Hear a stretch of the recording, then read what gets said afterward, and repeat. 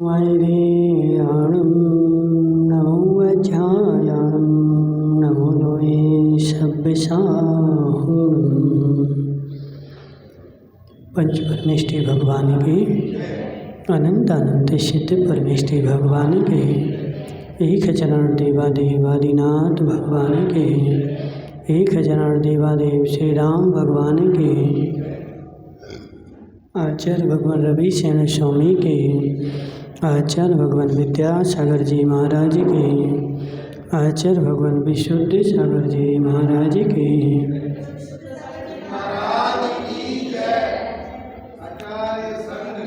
यहाँ पर अपना परम पुराण चल रहा है, जिसमें कल अपन देख रहे थे कि कैकेयी ने राजा दशरथ के पास जाकर के अपना वरदान मांगा, तो राजा दशरथ ने उनको बोल दिया कि जैसा तुम्हारी इच्छा है वैसा ही होगा, मैं तुम्हारा वरदान अवश्य दूंगा। और फिर जब वरदान दे दिया तो उन्होंने राम को बुला करके अपनी सारी व्यथा कह दी, और राम ने भी कह दिया कि पिताजी आप मेरी चिंता मत करो, आप तो अपना काम करो, ठीक है, जो आपका धर्म है। इतना ऐसी चर्चा हुई थी। और इसी के बीच में इधर जब पिता और पुत्र के बीच सभा को अनुरुद्ध करने वाली एक कथा चल रही थी, तब तक मैं संसार को नष्ट करूं ऐसा दृढ़ निश्चय कर भरत महल के नीचे उतर पड़ा। यहाँ राम की और दशरथ की चर्चा चल रही थी कि क्या करा जाए, और उधर भरत को कुछ भी पता नहीं था। अभी भरत को तो बैराग हुआ था, तो वह संसार को नष्ट करूं, अब मैं संसार में ना रहूं, ऐसी भावना भाता हुआ महल से नीचे उतर आया। ये देख लोग हाहाकार करने चल लगे, और पिता ने स्नेह से दुखी चित्त होकर उसे रोका। सब लोग हाहाकार करने लगे, अब तो वो जा रहा है, कहाँ जा रहा? भरत कोई की मानेगा नहीं, दीक्षा लेने जाएगा। तो सारे लोग हाहाकार करने लगे हैं। पिता ने स्नेह से दुखी चित्त होकर उसे रोका। वह पिता का आज्ञाकारी था रुककर पृथ्वी पर खड़ा होना चाहता था कि पिता ने अपनी गोद में उसको बिठा लिया और बिठा करके कहा कि हे पुत्र, तू राज्य का पालन कर, मैं तपोवन के लिए जाता। लोग बोलते ना महाराज तुम एक काम करो, तुम हार को जाओ, हम उपास करे ले रहे हैं। लोग ऐसा बोलते हैं।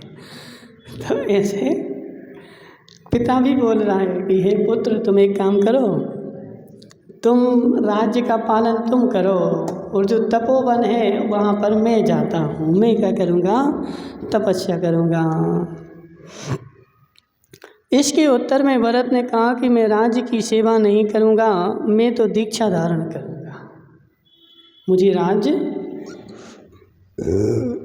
मुझे राज्य नहीं चाहिए, मुझे क्या चाहिए? मुझे तो दीक्षा चाहिए। यह सुनकर पिता ने कहा कि हे पुत्र, अभी तो नवीन वय से सुंदर है, अतः मनुष्य जन्म का सारभूत जो सुख है उसकी उपासना कर, पीछे वृद्ध होने पर दीक्षा धारण करना। पिता ने क्या बोला? अभी तो तू बच्चा है, सुंदर है, तो अभी तो तू क्या कर, भोग, जब बाद में डोकरा हो जाएगा तो फिर दीक्षा ले लेना।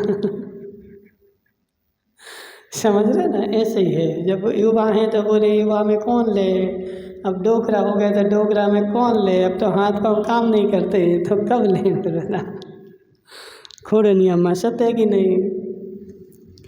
जवानी में नोट लगे तो नोट खाने से फुर्सत नहीं है, और बुढ़ापे में हाथ पाँव नहीं चलते, अब दीक्षा ले तो कब ले? तो पिता बोल रहा है कि अभी तो तुम राज्य का पालन करो, तपोवन को मैं जा रहा हूँ, और तुम क्या कर, हम क्या करें, जब तुम डोकरा हो जाओ तो फिर दीक्षा लेना। पिता के इस प्रकार कहने पर भरत ने कहा कि हे पिताजी, मुझे व्यर्थ ही मोहित क्यों कर रहे हो? क्यों तुम मुझे व्यर्थ में मोहित कर रहे हो, मोह में डाल रहे हो? मृत्यु बालक अथवा तरुण की प्रतीक्षा नहीं करते।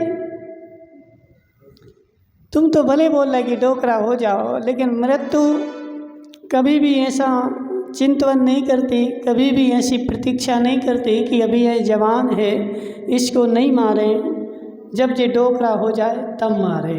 तो मृत्यु को ऐसा कोई भेद नहीं है, कौन डोकरा है, कौन युवा है, कौन बच्चा है, कौन स्त्री है, कोई मतलब नहीं। जब तुम्हारी आ जाए सो चलो। काका सत्य कि नहीं?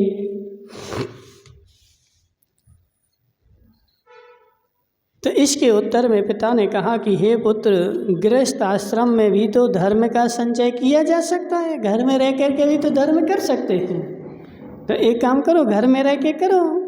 यद्यपि क्षुद्र मनुष्य थे इसे नहीं कर सकते, पर जो उत्तम पुरुष हैं वे तो राज्य पा करके करते ही हैं। जो नीच मनुष्य हैं, नीच दर्जे के हैं, वो घर में रह कर के धर्म नहीं करते, लेकिन जो उच्च दर्जे के राजा महाराजा हैं वो तो धर्म करते ही हैं, राज्य का पालन भी करते हैं और धर्म का पालन भी करते हैं, दोनों काम करते हैं।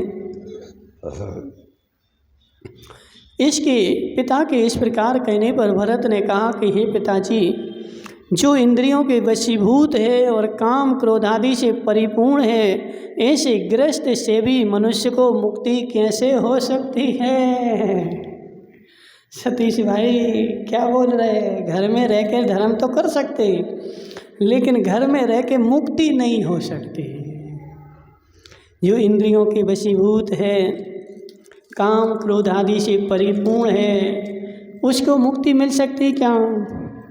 नहीं मिल सकती।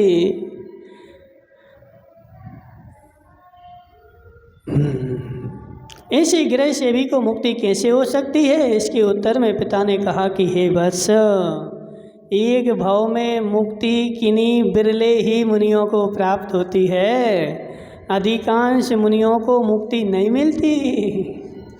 तो तुम क्या सोच रहे कि घर छोड़ने से मुक्ति मिल जाएगी? तो ऐसा नहीं है। कोई बिरला ऐसा मुनि होता है भरत के जैसा, जो घर में बैरागी और दीक्षा लेते ही लेते केवल ज्ञान हो गया।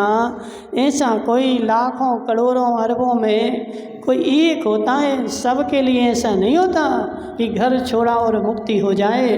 कितने सारे मुनिराज तो ऐसे हैं जो एक दो नहीं सैकड़ों भवों में मुनिराज बनते रहे, फिर जा कर के उनकी मुक्ति हुई।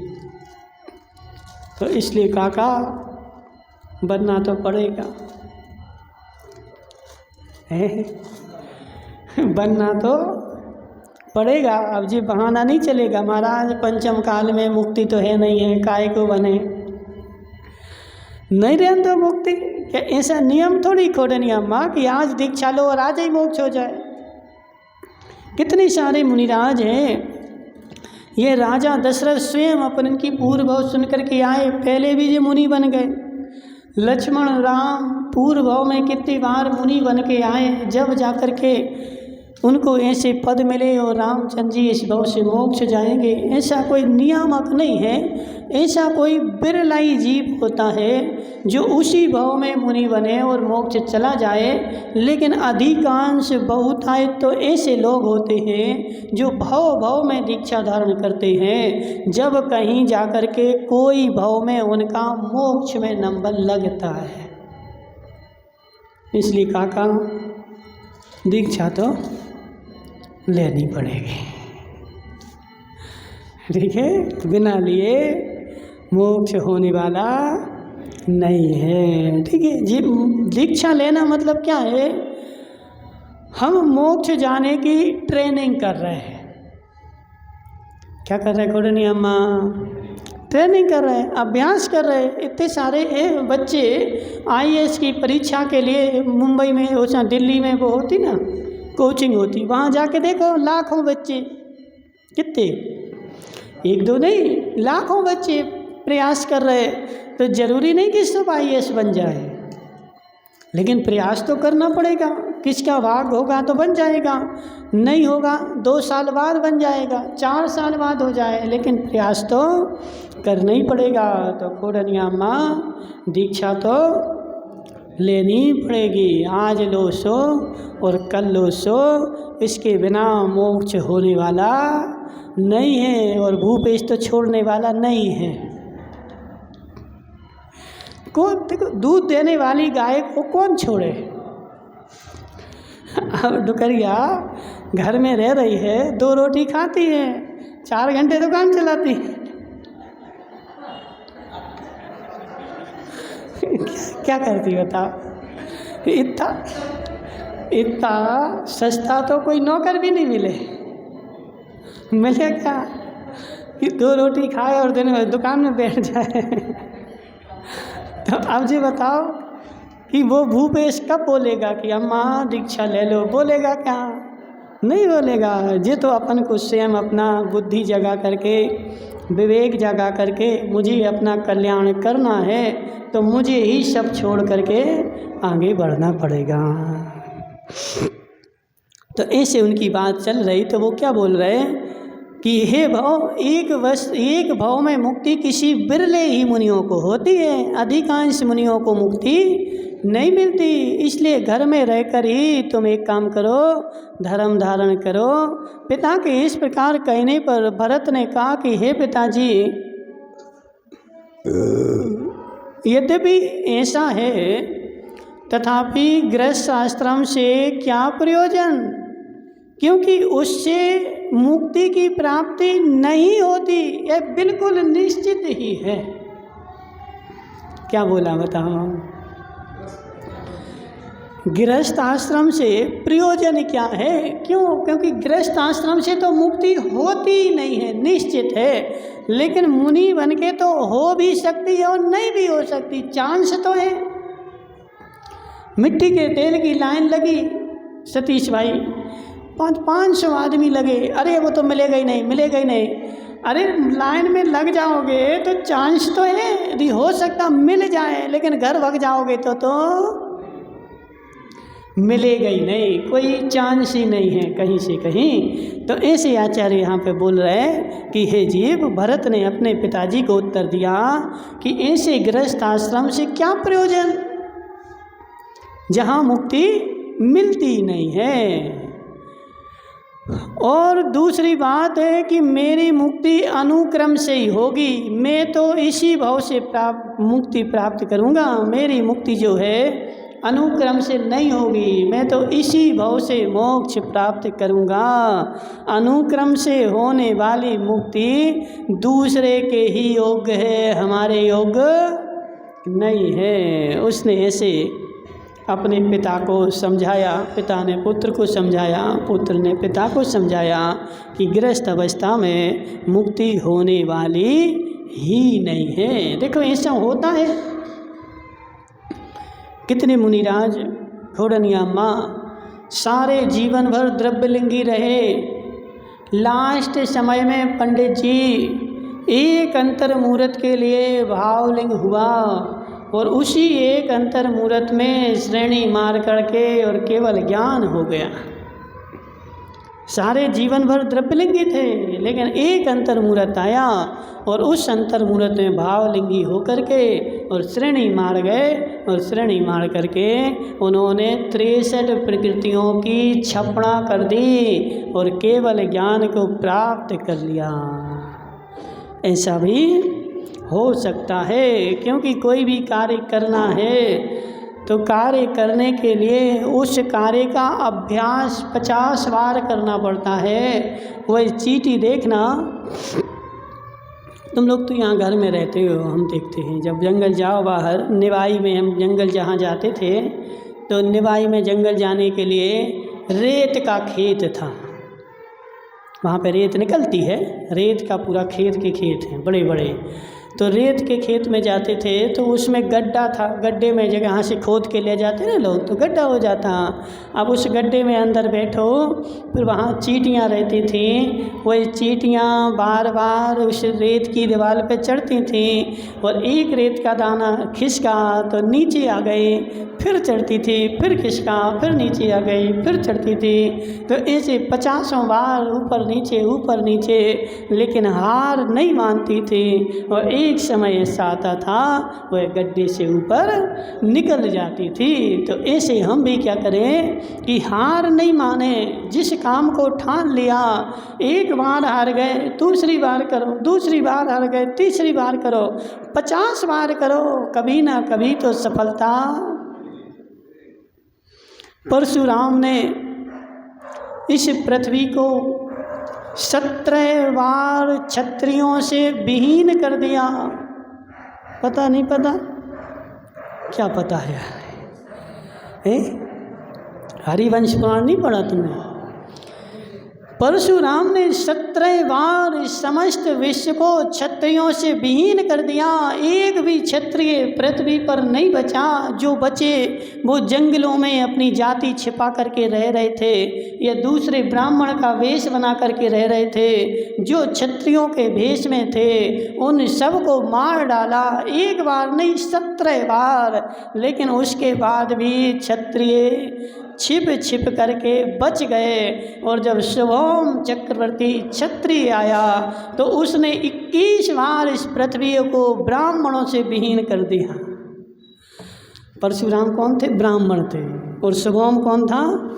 क्षत्रिय था। तो शुभम चक्रवर्ती ने इस पृथ्वी को, विश्व को 21 बार ब्राह्मणों से विहीन किया। तो इससे हमें क्या शिक्षा मिलती है? जीवन में गाय वाली अम्मा कभी भी हार नहीं माननी चाहिए। हमेशा आगे बढ़ते रहो, बढ़ते रहो, बढ़ते रहो। ठान लिया है, बढ़ते रहो, बढ़ते रहो, बढ़ते रहो। इस भाव में नहीं तो अगले भाव में सफलता मिलेगी। इसलिए सतीश भाई खोडनिया ले लो दीक्षा। कब ले रहे बताओ? है देखो बड़े भाई आ गए, उनसे पूछ लो। बड़े भाई है ना तुम्हारे, पूछ लो उनसे ले लें कि नहीं ले लें। बोलो जिनको दीक्षा लेनी लें कि नहीं लें? हाँ ना तो बोलो। हाँ बोले तो लेना तो पड़े। इस भाव में भले हम सफल नहीं हो, अगले भाव में होंगे और अगले भाव में होंगे, लेकिन कार्य तो प्रारंभ करना ही पड़ेगा। क्योंकि मार्ग जो है वो यही है, दूसरा कोई मार्ग है ही नहीं। खोडनिया माँ बोले हम तो शॉर्टकट से चले जाएंगे। क्या बोलते ना, हम तो शॉर्टकट से चले जाएं। तो यहाँ पे संसार में सारे मार्गों के शॉर्टकट हो सकते हैं, लेकिन मोक्ष मार्ग में कोई भी शॉर्टकट नहीं है। एक ही कट है और उसका नाम है सम्यक दर्शन, सम्यक ज्ञान, सम्यक चारित्राणी मोक्ष मार्ग। इसके अलावा कोई दूसरा मार्ग नहीं है। और भरोसे में नहीं बैठे रहना, किसी मार्ग पे चलना पड़ेगा। भले आज 5 किलोमीटर चलो, अगले भाव में 10 किलोमीटर चलेंगे। धीरे धीरे चलोगे तो एक दिन पहुंच जाएंगे। लेकिन घर में बैठे रहोगे तो पहुंचने वाले 3 काल में भी नहीं हो। क्या गरुड़ वेग से अन्य पक्षियों के समान होता है? क्षुद्र मनुष्य काम रूपी ज्वाला से परम दाय को प्राप्त होते हुए जिह्वा और स्पर्शन इंद्रिय संबंधी कार्य करते हैं, पर उनसे उन्हें क्या संतोष प्राप्त होता है? जी बोल रहे, जो क्षुद्र मनुष्य होता है वो क्या करता है? काम की ज्वाला को शांत करने के लिए उसमें ईंधन डालता है, यानी भोग रहा है। क्यों भोग रहा है? हमें शांति मिल जाए, शांति मिल जाए, शांति मिल जाए। तो सतीश भाई खोडनिया, अग्नि में घी डालने से शांति मिलती है? क्यों? अब सतीश तो होशियार बड़ा आदमी, तो क्या बोला, उसके घर में लग गई आग। तो आग लगी तो बोले हम तो बड़े आदमी, पानी थोड़ी डालें, हम तो घी डालें। पानी कौन डाले? तो गरीब डालते पानी, उनके यहाँ है नहीं है, हम तो घी से बुझाएंगे। अब घी के टीन डाल रहा है और सोच रहा है आगे बुझ जाए, तो बुझेगी क्या? 3 काल में नहीं बुझेगी। तो ऐसे जो काम भोग हैं, इनको तू सोच रहा है कि भोग लेंगे और भोग करके शांत हो जाएं, तो 3 काल में भोग करके शांत होने वाले नहीं है। और ऐसा काम कौन करता है? तो यहाँ पे आचार्य बोल रहे हैं कि क्षुद्र मनुष्य करता है, उत्कृष्ट मनुष्य नहीं करता है। काम अग्नि में ज्यों ज्यों भोग रूपी घी डाला जाता है त्यों त्यों वह अत्यंत वृद्धि को प्राप्त होती है और संताप को उत्पन्न करती है। प्रथम तो ये भोग बड़ी कठिनाई से प्राप्त होते हैं, फिर इनकी रक्षा करना कठिन है। ये देखते देखते क्षण मात्र में नष्ट हो जाते हैं। इसलिए हे पिताजी, मैं संसार से अत्यंत भयभीत हो चुका हूँ, इसलिए मुझे तो तुम अनुमति दीजिए। कौन बोल रहा है? भरत बोल रहे हैं कि हे पिताजी, मैं तो अब संसार से थक गया हूँ, अब तो तुम हमें अनुभूति दो, हमें नहीं रहना संसार में। हम तो जा रहे हैं तो कहाँ जाएंगे? तो दीक्षा लेंगे। काका तुम थके नहीं अभी तक? नहीं थके जी, 75 साल के हो गए, अभी तक थके नहीं। कब थकोगे? भरत बोल रहा है, हम नहीं बोल रहे कि मैं जो हूँ संसार से थक चुका हूँ, अब तुम एक काम करो हे पिताजी, अब तो मुझे अनुमति दो और हमसे अब तुम कुछ भी नहीं बोलो, जिससे मैं वन में जाकर विधि पूर्वक मोक्ष के मार्ग का अनुसरण कर सकूँ। हे पिताजी, यदि मोक्ष संबंधी सुख घर में भी मिल सकता है तो फिर आप क्यों जा रहे हो? हमसे तो बोल रहे कि तुम घर में रहो, और यदि घर में रह कर के मोक्ष मिल सकता है तो जी बताओ कि तुम क्यों जा रहे? अर्पित भाई सत्य की नहीं? अब अपने बेटे से तो डोकरा बोलता है, बेटा तुम दुकान में बैठो, और हम जा रहे कहाँ? मंदिर जा रहे। यदि दुकान में बैठने से कल्याण होता हो तो तुम क्यों जा रहे? तुम भी बैठो ना यहाँ पे। तो इसलिए कहने का आशय क्या है कि हे जीव, फालतू की यहाँ वहाँ की बातें बनाने से कुछ होने वाला नहीं है। क्यों? क्योंकि भरत भी जो है वो होशियार है। उसने पिता से खोल दिया कि यदि घर में मुक्ति होती तो तुम क्यों जा रहे? हे पिताजी, आप तो महाबुद्धिमान हैं, जो पुत्र को दुख से तारे और तप की अनुमोदना करे, यही तात का तातपना है। तात कौन है? तात कौन है? तात का कल बेटे का फर्ज बताया था, बेटा कौन होता है? तो अब यहाँ पे बता रहा है कि तात कौन होता है। तात मतलब पिताजी। तो तात वही होता है जो अपने बेटे को दुख से तारे, यह तात का तातपना है, ना कि अपने बेटे को दुख के गड्ढे में ढकेल दे। हे बेटा, हमारी तो कट गई, अब हम तुम्हारी भी कटवाएंगे। ऐसे ही होता कि नहीं? अर्पित भाई, शादी हो गई, तुम्हारे बाजी बज गए, अब हम बेटा के भी बजवाएंगे, क्योंकि हमारी कट गई और हम बेटा को नहीं कटवाएं तो बेटा हमें न कटक है। सत्य है कि नहीं? तो सब पिताजी क्या करते हैं कि जिस मार्ग में, जिस कुएं में, सत्य बताओ, क्या नाम सतीश भाई, तुम्हें शादी हुई तो सुखी हो गए कि दुखी हो गए? सुखी हो गए।